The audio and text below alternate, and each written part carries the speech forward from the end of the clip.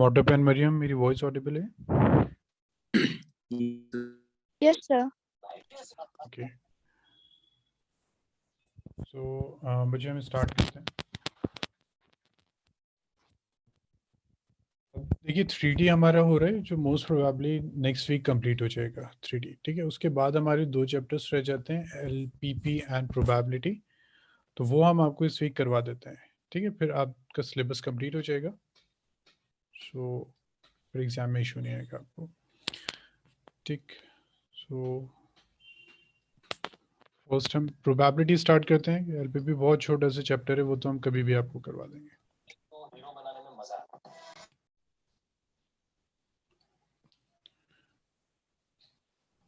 ठीक है, प्रोबेबिलिटी।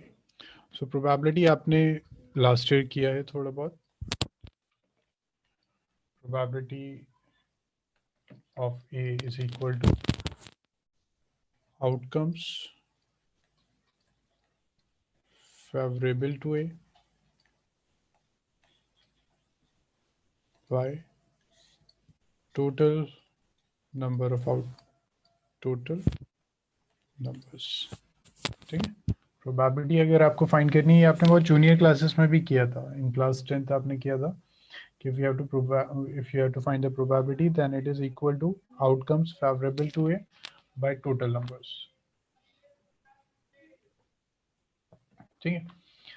सो अब जैसे एक क्वेश्चन करते हैं, A coin is tossed a single time, ठीक है, हम कंप्लीट नहीं लिख रहे हैं। Coin is tossed single time, find the probability of getting a head।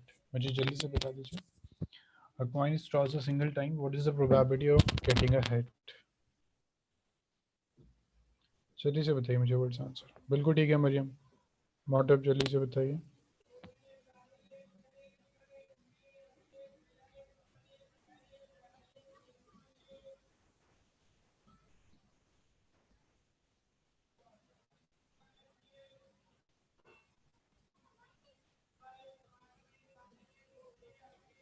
ठीक है कस्पर,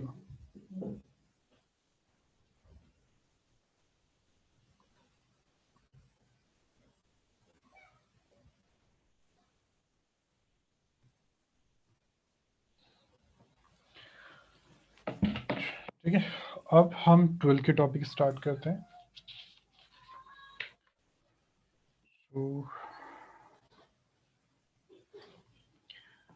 फर्स्ट हमारे पास आता है PE/F, इसका मतलब होता है probability of E intersection F by PF, ठीक है। और इसको हम ये कहते हैं कि probability of E when F has already occurred,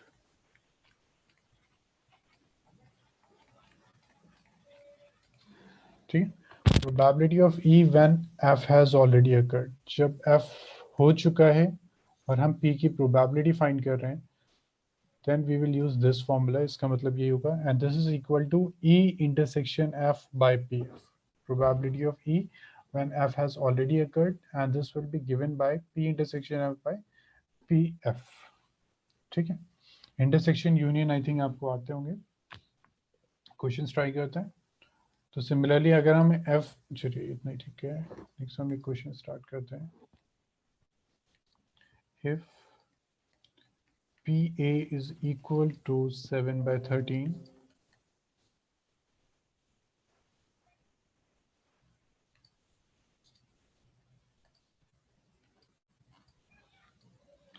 PB is equal to 9/13,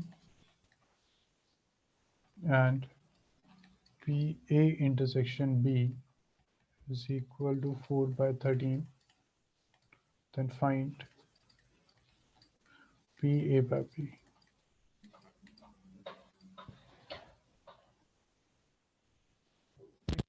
ये होता है E by F का मतलब probability of E when F has already occurred, and the formula is PE intersection F by PF। This is the formula, ठीक है, please कीजिए इसको।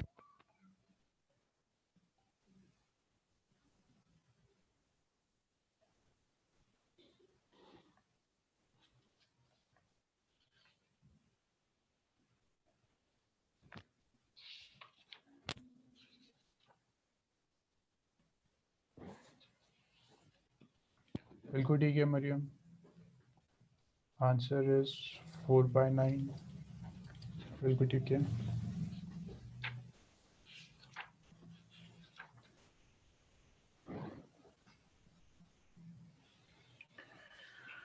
ठीक है, नेक्स्ट ट्राई करते हैं।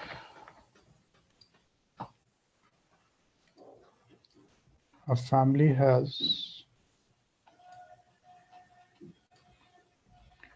two children. What is the probability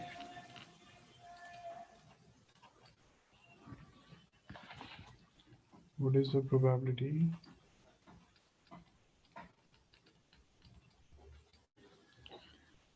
that both the children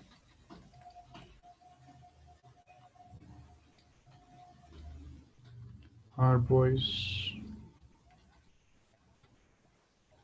given that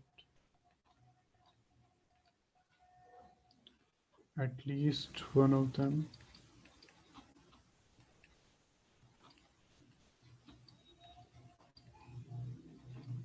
is a boy?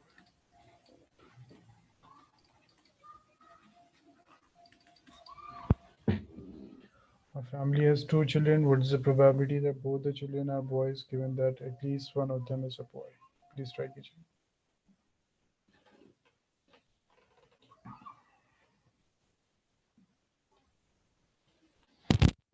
हमारा formula क्या था? E by F का मतलब F ऑलरेडी अकर्ड। ठीक है, E by F का मतलब F हैज ऑलरेडी अकर्ड। तो इसमें E हम क्या देते हैं? Both are boys.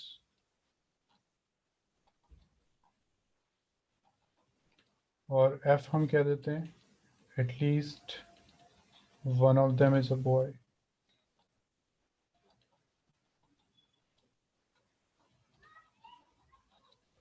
ठीक है, तो पहले E कर लेते हैं। तो family has two children, what is the probability that both the children are boy? ठीक है, दो बच्चे हैं, तो क्या हो सकता है? फर्स्ट भी बॉय हो, सेकंड भी बॉय हो, या फिर फर्स्ट गर्ल हो, सेकंड बॉय हो, या फिर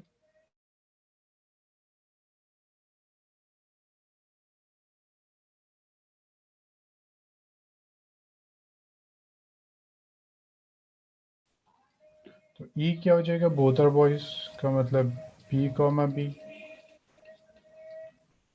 और F क्या हो जाएगा? एटलीस्ट वन इज बॉय, कम से कम एक तो होना चाहिए, यानी B this one BG।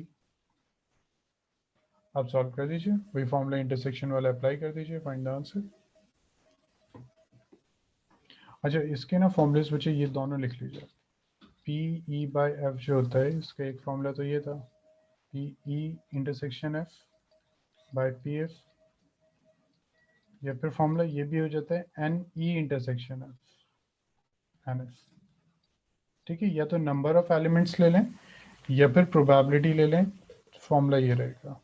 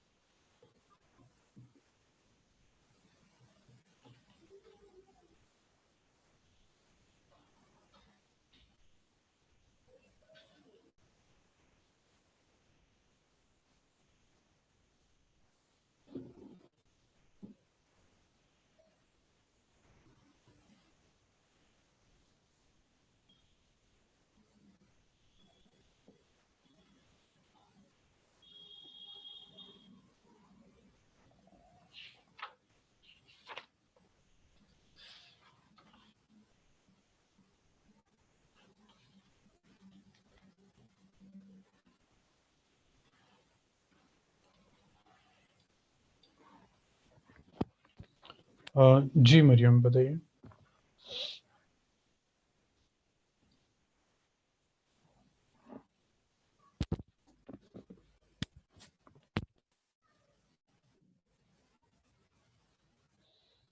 Maryam कोई डाउट है? हाँ सर, एक बार फिर से समझाइए ना सर, ये समझ नहीं आया। अच्छा अच्छा अच्छा, ओके बच्चे ये क्लियर हुआ था E बाय एफ क्या होता है? This is probability of E when F has already occurred hmm, by probability of F। इतना क्लियर है? Yes sir. ठीक है, इसका फिर हमने फॉर्मूला लिखा था this one, E by F का फॉर्मूला ये होता है E intersection F by P F. और इसी का एक और फॉर्मूला ये भी होता है N का मतलब नंबर ऑफ एलिमेंट्स। अच्छा, इंटरसेक्शन और यूनियन का कॉन्सेप्ट याद है आपको?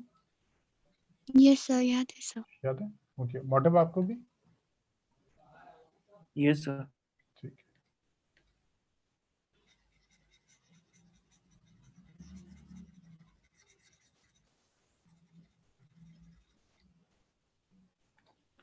ठीक है। अब हमें क्या चाहिए यहाँ पे, ये क्लियर हुआ। उसने क्या कहा था, फैमिली हैज टू चिल्ड्रन, दो बच्चे हैं, what is the probability that both are boys given that at least one of them is a boy. So हमने कहा कि both are boys, complete sample space क्या हो जाएगा, दोनों बॉयज हैं। एक गर्ल है एक बॉय, एक बॉय एक गर्ल है, दोनों गर्ल है, इसके अलावा तो कुछ नहीं हो सकता। हम्म, बट अब हम देखते हैं हमें एक्चुअल में फाइंड करना है। ये हमने कहा बोथ आर बॉयज, ये एक इवेंट हमने लेट किया था, दोनों बॉयज होने चाहिए, तो दोनों बॉयज का मतलब बीबी।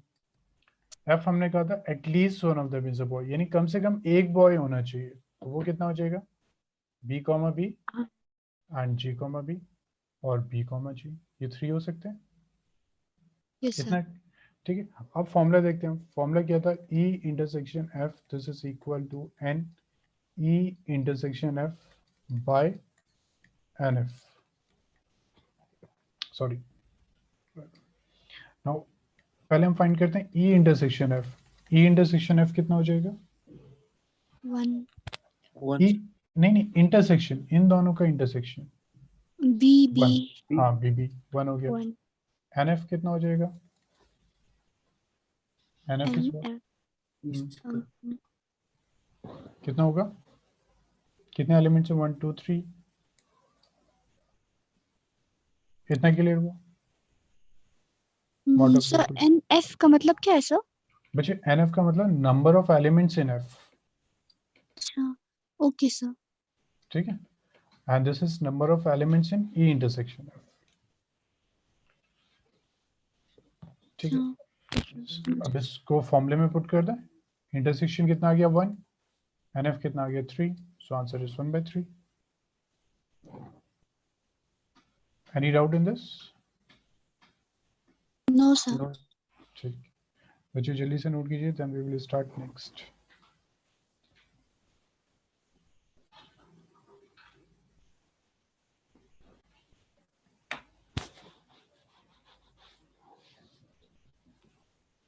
मरीम जब हो जाए प्लीज बता दिएगा, so that we can start next question.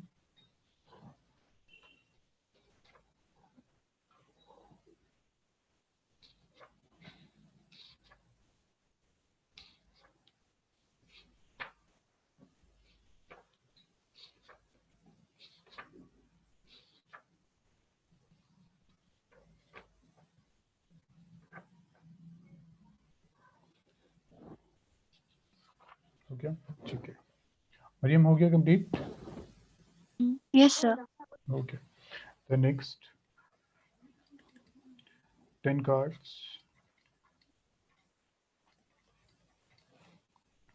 numbered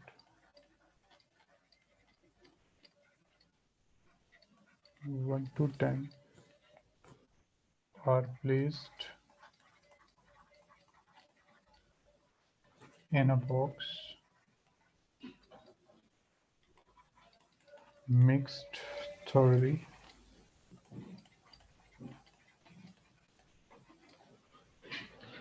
and then one card is drawn randomly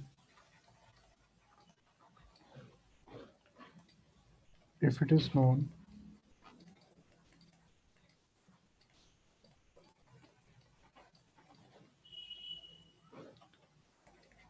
that the number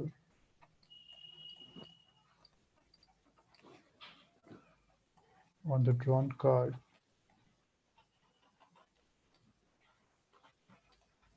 is more than 3.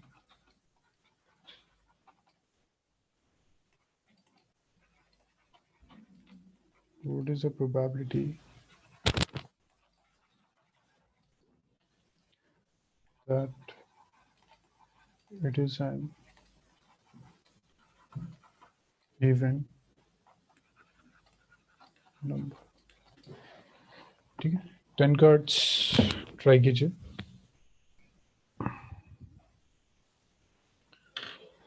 तो इसमें पहले EF लिखिए. EF क्या है? Put the formula, try the question.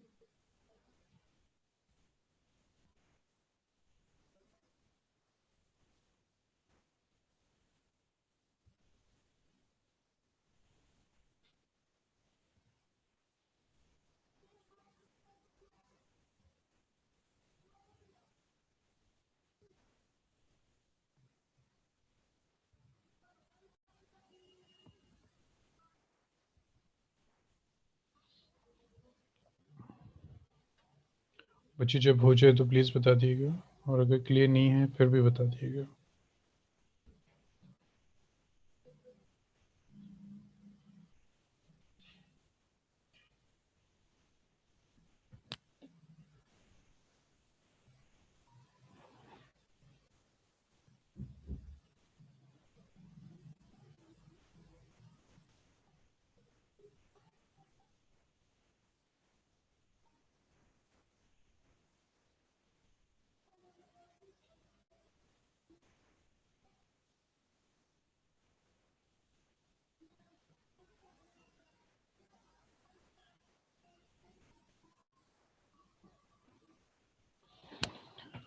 When your answer is 4/7, calculation mistake की है. Answer is 4/7. हाँ sir 4 वो गलती उसको भी की. Okay, no issue. मॉटअप हो गया था कंप्लीट.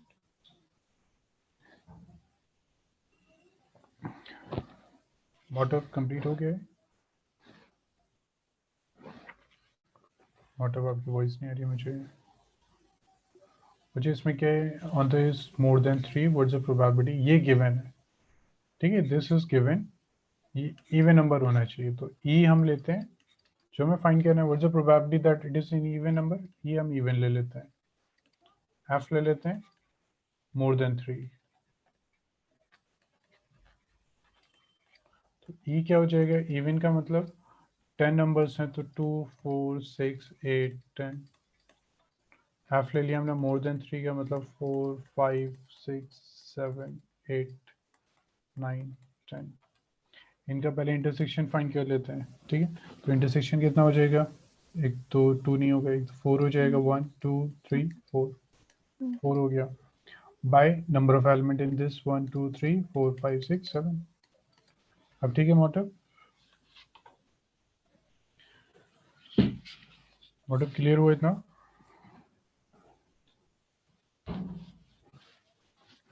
ठीक है. In a school, there are 1,000 students, out of which 430 are girls. It is known that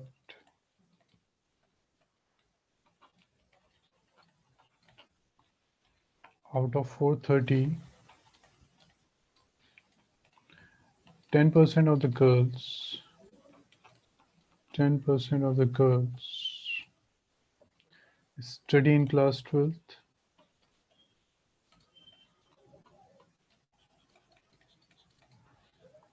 What is the probability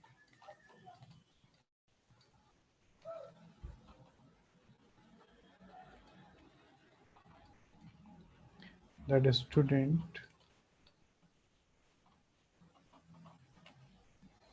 chosen randomly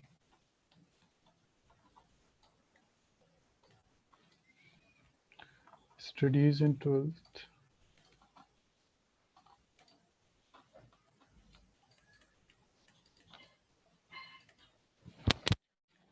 Given that chosen student is a girl.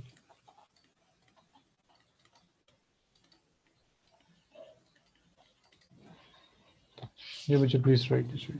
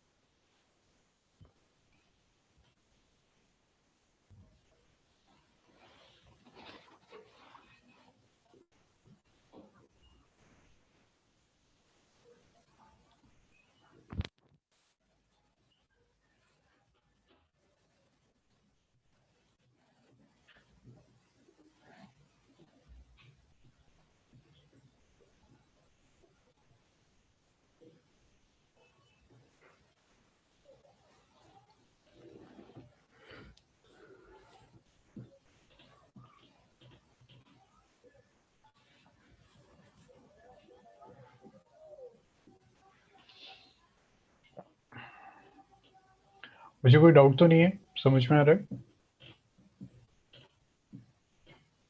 Hmm,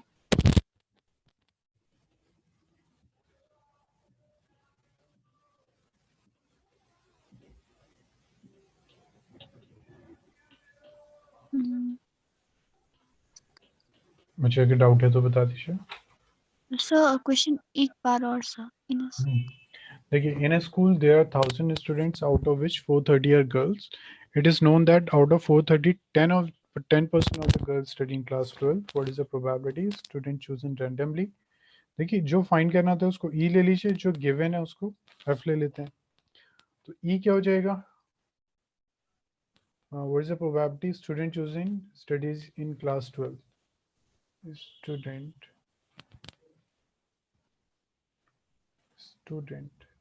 chosen study in class 12. और F हम क्या देते हैं? Given that chosen student is a girl, chosen student is a girl. हमें find क्या करना है? P E intersection F find करना है, और ये क्या होता है? N E intersection F. तो बच्चे ये बताइए, एन ई इंटरसेक्शन एफ का मतलब क्या है?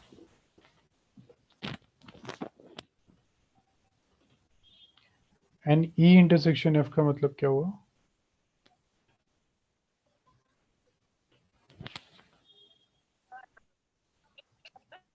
मतलब चूजन स्टूडेंट क्लास 12th में भी होनी चाहिए और गर्ल भी होनी चाहिए। तो इतनी कितनी गर्ल्स हैं who are in class 12th?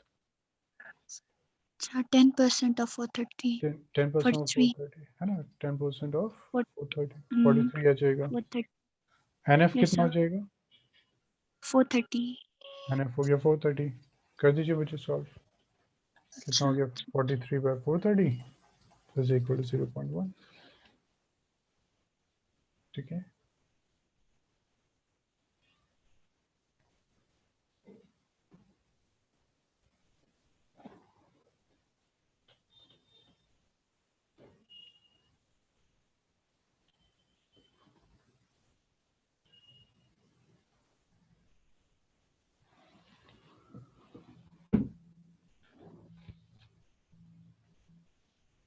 हो गया कंप्लीट। स्टार्ट करें next.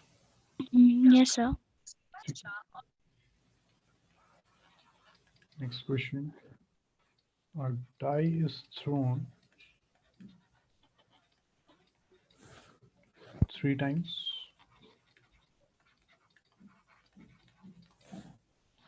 Events A and B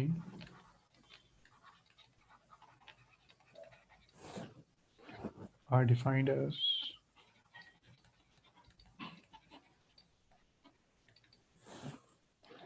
A have 4 on the third throw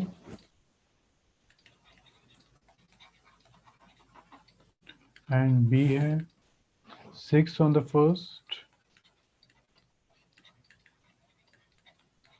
and 5 on the second.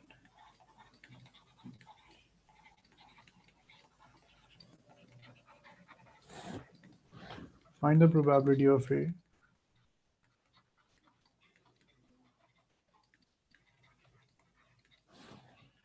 given that B has already occurred. Given that B has already occurred. Try this.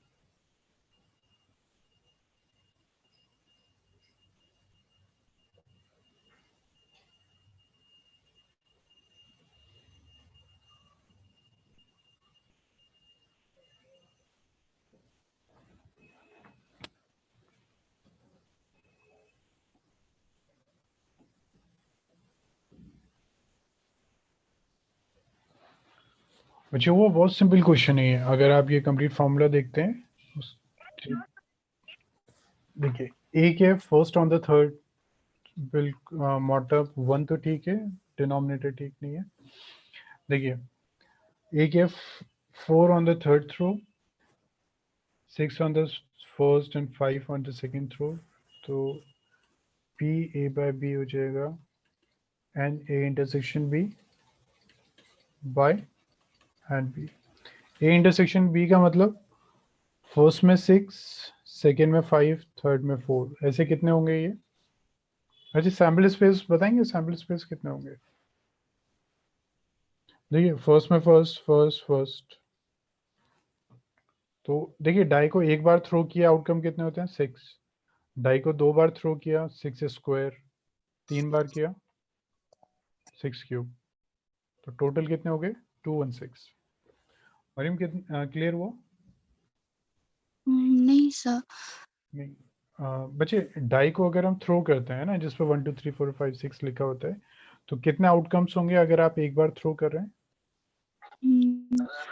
6 6 होंगे है ना। अब आपने अगर 2 बार throw किया, जैसे 1,1 1,2 1,3 and so on up to 1,6, तो कितना आउटकम होंगे?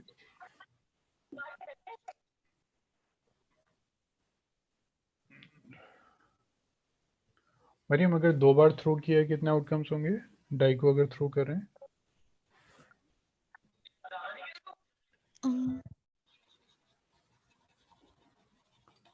देखिए आपने लास्ट क्लास में भी किया होगा। तो जैसे नेक्स्ट क्या हो जाएगा 2,1 अप टू 2,6, 3,1 अप टू 6,1, कहाँ तक 6,6 तक। इतना क्लियर हुआ?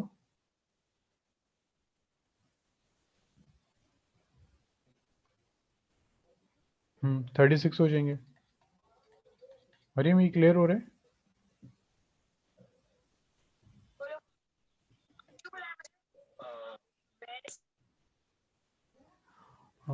मरियम मुझे समझ में नहीं आ रहा है ना कि आपको भी क्लियर हो रहा है या नहीं। तो अगर हमने थ्रो जी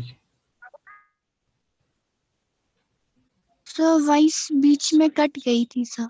अच्छा अच्छा, तो हम कह रहे थे कि अगर हम एक डाई को एक बार थ्रो करते हैं तो कितने आउटकम्स होंगे? 6 सर। 6। 2 बार थ्रो किए टोटल आउटकम्स बार कितने?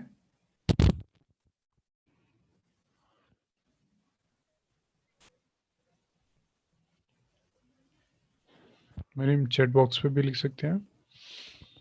ठीक है 36 होंगे। तो जितनी बार थ्रो करते हैं उतनी पावर आता रहता है। जैसे एक बार थ्रो किया 6⁻1, 2 बार किया तो आउटकम 36, 3 बार किया तो आउटकम 216। तो यहाँ डाई को थ्रो कर रहे हैं 3 टाइम। सर। तो 36 कैसे सर? मुझे एक डाई को अगर हम 2 बार थ्रो कर रहे हैं तो जैसे फर्स्ट टाइम थ्रो किया तो 1 आया, सेकेंड टाइम थ्रो किया तो 1 आया, Yes, sir. ऐसे 1 2 1 3 1 4 up to 16। Similarly 2 1 2 2 2 3 up to 26, फिर 3 1 4 1 5 1 अप टू ऐसे ही। तो ये टोटल कितने हो जाएंगे? यहाँ भी 6, ये भी 6, नेक्स्ट भी 6, तो 6 बार ऐड करेंगे 36।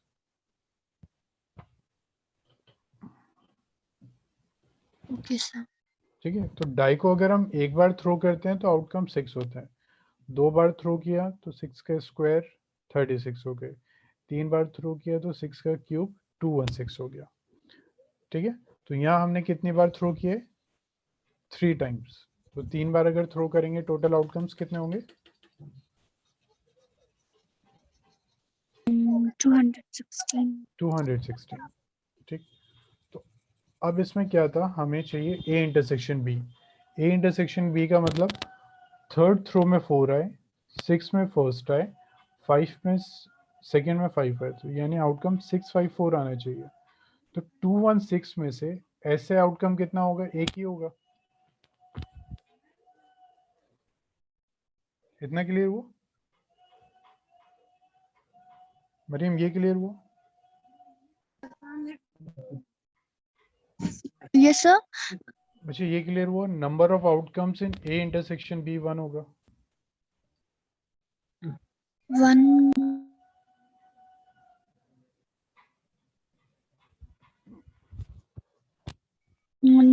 यस सर, एक बार रिपीट कर दीजिए। ठीक है बच्चे 1 क्यों होगा? क्योंकि ए इंटरसेक्शन बी का मतलब ये दोनों एक साथ होना चाहिए।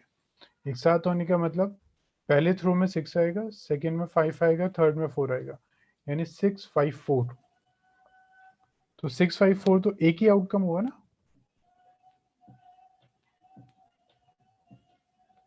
मरियम 654 तो एक ही आउटकम हुआ। तो इसका यस मतलब सर। 216 में से ये आउटकम कितनी बार आएगा? एक ही बार आएगा। इतना क्लियर हुआ? Yes sir. ठीक है, नेक्स्ट है number of elements in B. B में कितने एलिमेंट्स हैं? तो बी ने क्या कहा था? पहले में 6, नेक्स्ट में 5, थर्ड इसका ब्लैंक था।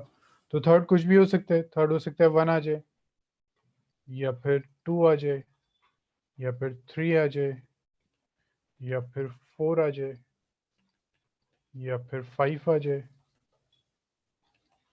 या फिर 6 आ जाए। तो लास्ट वाला जो है वो कुछ भी हो सकता है, 1 2 3 4 5 6 में से कुछ भी आ सकता है। तो ये कितने आउटकम्स हो गए? 1 2 3 4 5 6। तो ये कितना हो जाएगा? 1/6। क्लियर हुआ इतना? Yes sir. ठीक है, तो बच्चे जो फर्स्ट एक्सरसाइज है आपकी वो यही है, कंडीशनल प्रोबेबिलिटी। ठीक, तो आप अभी एक्सरसाइज ट्राई कीजिए 13.1। ठीक है, कल क्लास नहीं हो पाएगी, ट्यूसडे क्लास कर लेंगे मॉर्निंग में। ठीक है, मैं निखिल सर से बात करके आपको टाइमिंग्स इन्फॉर्म कर देंगे। तो पहले आप 13.1 कीजिए ताकि आपको ये आ जाए समझ में, फिर हम आगे प्रोसीड कर सकते हैं क्योंकि सारे क्वेश्चंस इसी के ऊपर बेस्ड हैं। Okay sir. ठीक है, तो प्रोबेबिलिटी और एलपीपी के लिए आप परेशान मत होइए, इस वीक हम करवा देंगे आपको फिर। Okay sir. ठीक है, चलिए okay. Okay sir, thank you 13.1 sir. करके यू वेलकम, ट्यूसडे हम डाउट्स डिस्कस करेंगे। Okay, sir. Thank you. Okay, you welcome.